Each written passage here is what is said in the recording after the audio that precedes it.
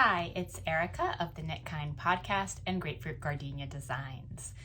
I'm going to share a few things with you today, but before I even get into it, let me not forget to ask you to like and subscribe if you enjoy these videos so that it helps us reach other knitters and makers in a community with a premise of promoting kindness. Let's help other people find us, talk about making, talk about joy, not ignore reality, and have a safe space for people to come together. First, I want to give you the results of Knit for Food just very quickly. I know you've heard me talk about it, and you will not hear me talk about it until next year. We do already have a date for next year. But I want to thank everybody who participated in any way, whether it was sharing the message on social media, showing up to an in-person event, raising money yourself, or donating to either Team Knit Kind or anyone else. Thank you so, so much. We raised $530,840 through the Give Butter site, and we also raised another $3,920 in private donations, and I believe what those are donations that went directly to the organizations and then was shown a receipt that it was in honor of the Knit for Food knit along. We had 385 teams, 98 public meetups, and 1,271 knitters registered, which does not count all the people who came to those events and were knitting during the day. So it was really extraordinary. Thank you so much. We had a blast at our in-person meetup. I might put a few quick pictures in, but whether you joined us this year and were new or traveled, we had some people come from nearly the New Hampshire border to the Unruly Stitch. Thank you so much. Okay, let's see. What else do I want to jump into? I have a few different things today, and they don't necessarily feel sequential, but I wanted to show up and record an update since I didn't get to one last week. We had things going on in our house all week. So I'm here recording on Sunday. Let me just start with a spin. Oh, and also I'm wearing a nourishment cowl.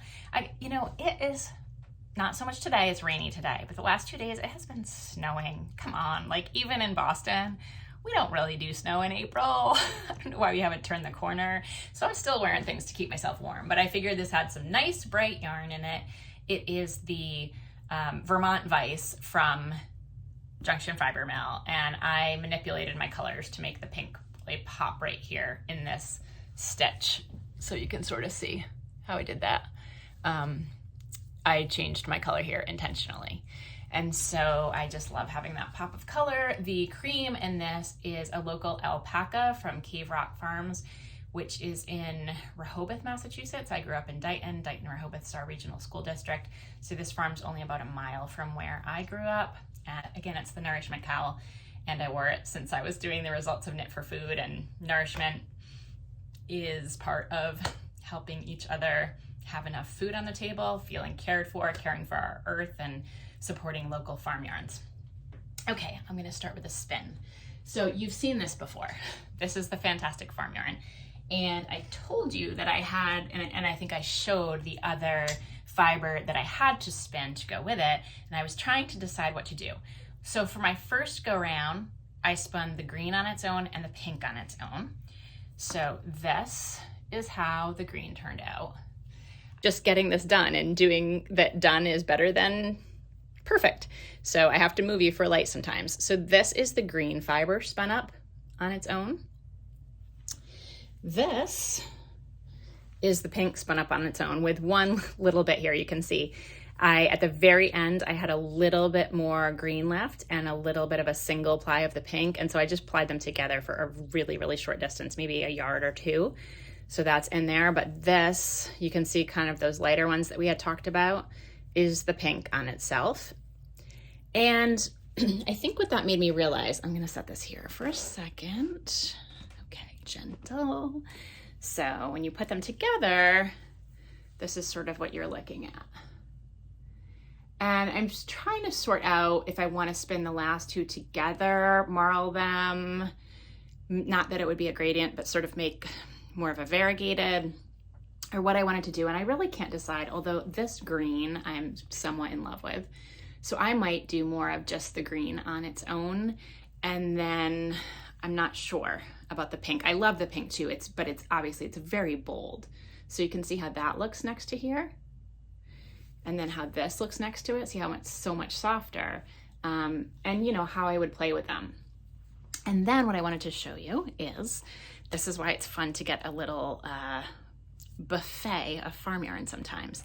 I got this farm yarn also from the Knitting the Stash website. It is the Five Sisters farm yarn out of New Hampshire. It's a 2-ply DK light worsted, and it says pasture raised with love, 4 ounces, 100 grams. I don't think it has a yardage on it, but DK light worsted, it's probably around 200 or so. So what I wanted to show you here is, see the spin of this 2-ply?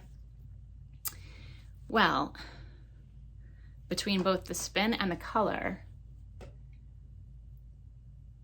I thought these would work really well together. So now I have myself a little palette, and see how it starts to come together? And this is something that is sometimes hard to pick out online to know how a spin's going to be. But if you're at your local fiber fair or you're at a farm stand, you know, you can really see how hand spun can work, depending on how many plies you have, how tight the spin is, and how I like having, not that everything has to be exactly the same, but I like having things that work really well together. So that was my latest spin. I also have been working on my Sea Glass Cardi. I've made some progress on my second Mending Fences, and I have what is sort of a swatch and sort of a patchworky swatch design to show you a little bit of. So this is another of my Mending Fences cowl, and this is the one I was working on before. And what I wanted to show you that's different here is, now that I've made it a little bit past, you can still see how the pattern is still very beautiful. I have a dark and a light blue here, and I put in the one yellow stripe. Just, again, this is kind of playing with my own pattern and making it different. And see how, what you can see here, depending on where the light goes on it, but you're seeing a squishy, soft, delightful wool. And if you watched my other podcasts on this, you know that I designed it intentionally to highlight a long wool. So this is one of those things when you think about yarn substitution, there's so many different things to think about, and understanding the pattern, and not only the pattern start to finish in terms of directions, but the pattern in terms of the stitch pattern, and just how different the same stitch pattern can look in different yarns. So this being more of a springy wool, it's got a lot of spring to it. It's got a lot of softness. And this, once it's finished and seamed, it will still be a really beautiful piece to wear, a warm piece to wear, a piece that I love, and it will be very different from knitting it in a long wool. And so as I continue this project, I'll talk about that a little bit, and show you the differences side by side when it's done. And I think it's something that is just interesting to think about. I've mentioned before, this is the Stonehedge Fiber Mill out of Michigan. And anyway, the mill has since closed, but it is a beautiful yarn that was commercially available in local yarn stores for a long time. So many of you may have it in stash. I've used it for sweaters, and I have a little small stash of it myself, and that's why I'm using some of it here. Not for a new design, because it's not going to be available anymore. So there's that. Now the Sea Glass Cardi. Okay, how far have I made it? Well, I have finished one sleeve, and the other sleeve I'm on the cuff. I did work my sleeves 2 at a time, and that was so that I could manage the colors on them as well as the decreases. But I'll tell you, I didn't manage the decreases as well as I usually do, doing one at a time. And I think that was just with cutting the yarn every single round. And anyway, there's 1 or 2 that's not on exactly the same round, but nobody's gonna notice that. I did a couple times rip back because I had left one color out of a sequence, and even though it will not matter and nobody would notice it and it was totally fine, there were a couple times I said, you know what, it's a couple of rounds of like 65 stitches or whatever it was where I was, so I went back. So here we are. this is the sleeve that has been finished, and I did knit the full 4 inches of ribbing here. It is a rolled cuff, but you can see that what I did do is I did manage so that if you line this up, so you can see it here, my stripes of my sleeve align with my body. And I thought that was going to be a pain, and I'll be honest with you, it was really quite easy. Only a couple places had I used up my yarn, and I just put something in that was similar. And then because I did the body a little bit shorter, I didn't want it to go past my behind, because that's not how my shape would look good with this sweater, in my opinion. I ended it like right at my hips, or maybe a little bit below my hip. My sleeves had to be longer. And so you can see that there is a point, oh, where is it? Right about there, actually. So it's like this whole chunk is longer than the body. And so that's where there's just a new sequence of colors. And not only does it match the body, but it matches the other sleeve. I will finish the cuff here, and then I will pick up, and I am going to do the shawl collar. So there are 2 options. One is a standard button band, and the other is to do a shawl collar, and that's the one that I will be doing. And I did realize that I need to have a cable long enough to go up the side, around, and back down. So I have to look into what I have for cables. I don't believe that it was listed in the materials, and it's probably one of those no-brainers, but I just hadn't really thought about it. And so I realized that as I was thinking about my next steps and preparing my knitting. And then of course the other thing I could do is to join multiple cables with the connectors if you have the interchangeables. So once I pick up all along there, that will also help to lock all of these ends in place. So these have been tied with surgeon's knots already. I have not trimmed them because I am definitely playing it on the cautious end of things. And what I will do is go in, pick up where they say to pick up, and I just have to figure out how that's going to align with the bottom. I have a little bit of a question there, but I'm going to try 2 different things and see which one I like better. And then after that is done, I'll see how I feel. I think it does pull it in a little bit, so I'll have to be careful about that, because I want to make sure I can still get in there and snip them and put on the fray check and have it work right. So it might take a little finagling. I will report back. But it's been a really fun project. And as I mentioned to you, it's the Hedgehog fibers for this teal color. I think the colorway is called Wish. And then most of the contrast is So Happy Jane hand-dyed happy yarn in Delightful Decay, which is her super wash. And a little bit of Rios slipped in here and there, and a couple other hand dyers who have bases similar to Heather's. So that's the status of my Sea Glass Cardi. And it's interesting because as I was working on this, I heard from a fiber friend in California, hi Sunny, who said, I have a podcast for you to watch if you haven't heard of it.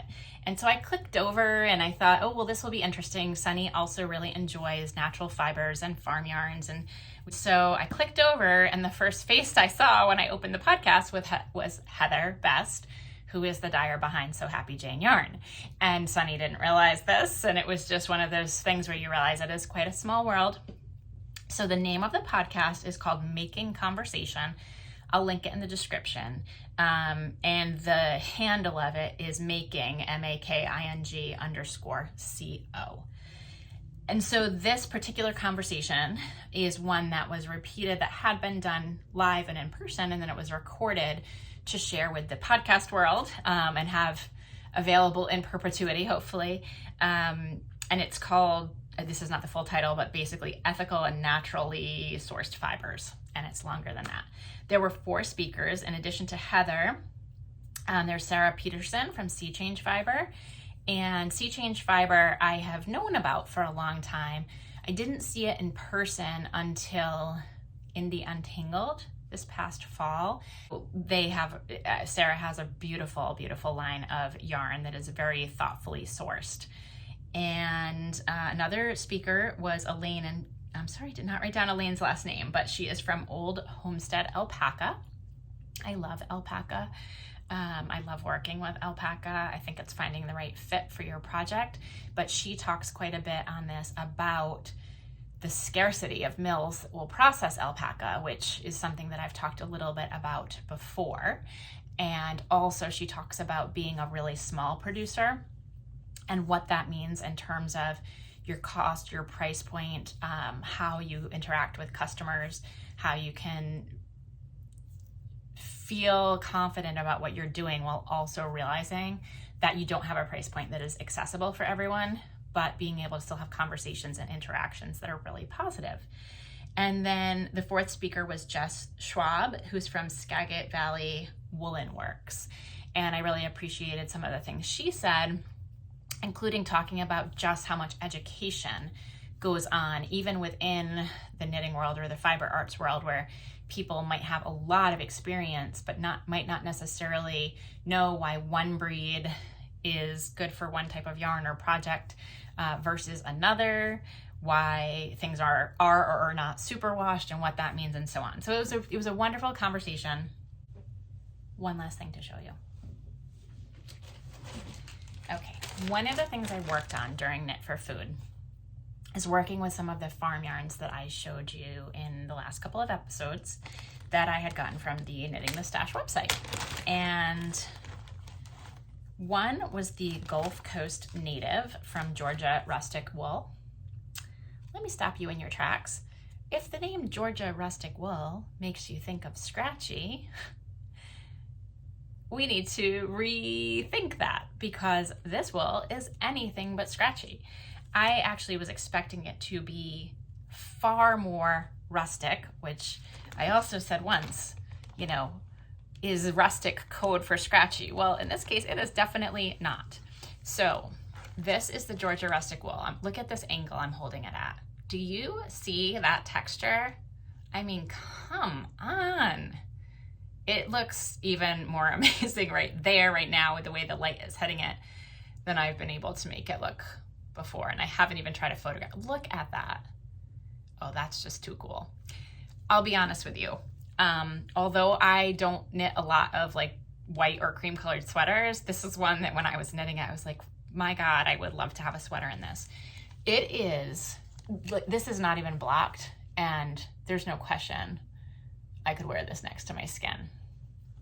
It's really, now, is it merino cashmere soft? No, it is a different kind of soft, but there is no prickle to this, at least for me in the temperatures we've been having. There's no prickle to this at all. This one is the 3-ply worsted weight. There was also a 2-ply DK weight, I believe, that I have. And so this one I wanted to play around with either cables or traveling stitches or something. And I had flagged this as a stitch pattern I wanted to try. And this will show up somewhere. I've thought of a few different cool things that I could do with it. And I just, this, oh my goodness. I brought it around to Knit for, well, I was working on it, I think, at Knit for Food. I brought it around to my knit night. I showed it to an online Zoom group the other day.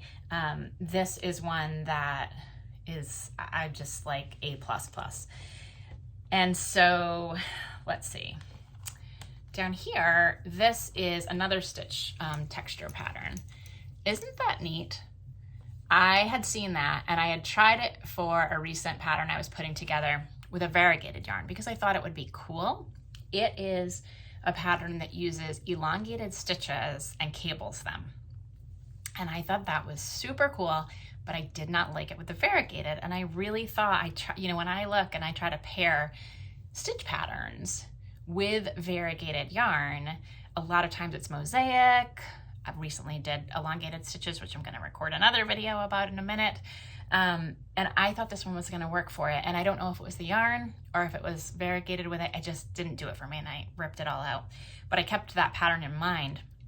And so when I started working on this texture sampler, I said, well, I'm going to try it in this. Now, this yarn, excuse me, is not from Knitting the Stash. This is one of the Meadow-Fed Lamb yarns. It is naturally dyed with marigold. And this is a fin sheep. Let me see if there's anything else to add to that. No, it's a, so this is important. This is a 3-ply worsted.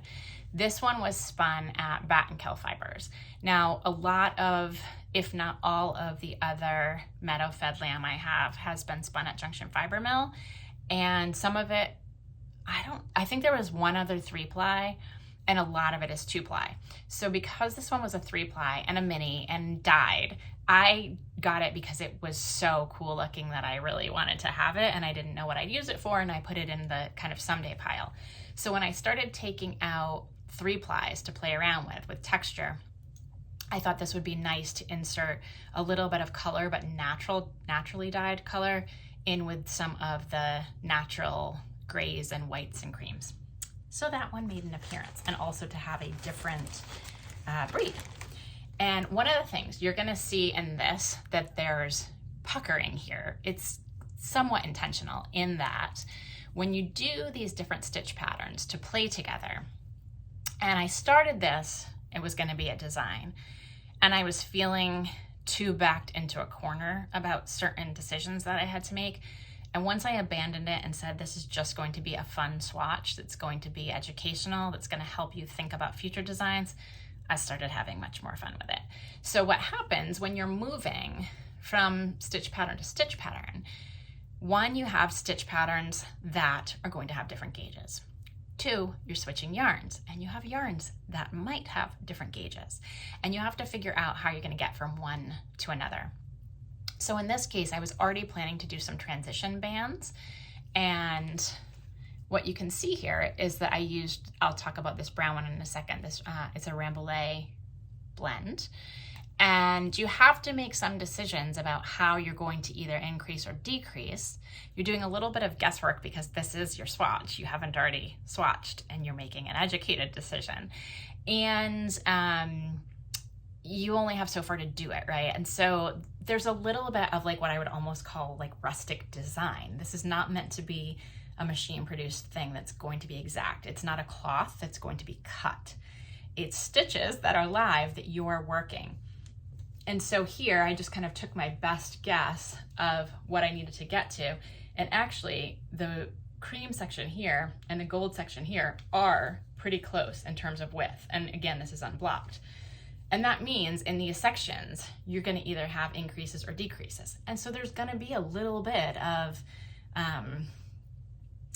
fluidity or motion along your edge. It's not gonna be a machine cut straight line. And then when you block it, you have the opportunity to manipulate it a little bit and know that you'll mostly have a straight line, like this will be pulled out. This can be kind of pushed down a little bit, but that there's gonna be a little bit of that motion. And I think that's part of how I like to design in a more artistic way, as opposed to having everything uber precise, I guess, if that makes sense. It's precise in that it's accurate and it's thoughtful, but it's not, it's handmade. And so that's what makes it interesting.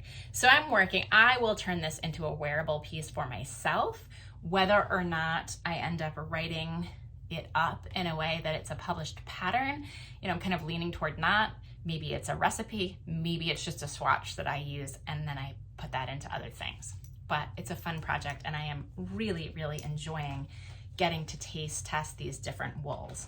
And so as I mentioned, the brown one is another one that I just thought, gosh, I would make a sweater in this in a heartbeat. I know you can see the color there. It's gonna be darker when I hold it up here. And it's not like you can feel through the screen, but I will tell you, this is another one that is just amazing to the touch. This is Leaf Livestock Wool Company. It's a Rambouillet Columbia cross, grown in Illinois, and this is a 3-ply DK, 100 grams to 210 yards. I'll hold up the tag for you. Focus, maybe? I can't tell if it's focusing. It doesn't look like it's focusing great. These two, however, to me, feel more next to skin, and I haven't knit this one up enough to be able to make that full statement. This one I have, and it's like, I don't feel it. Like, you'd have to hard press me to feel this one being at all prickly. Of course, if you start thinking about it, you can talk yourself into anything. Okay. So I have shown you my works in progress. I have shown you, given you the Knit for Food results. I think that is it for this particular episode, and I am going to separately record about my Amplify cowl that is coming out this week, and hat. Knit kindly, live kindly. Thanks for watching.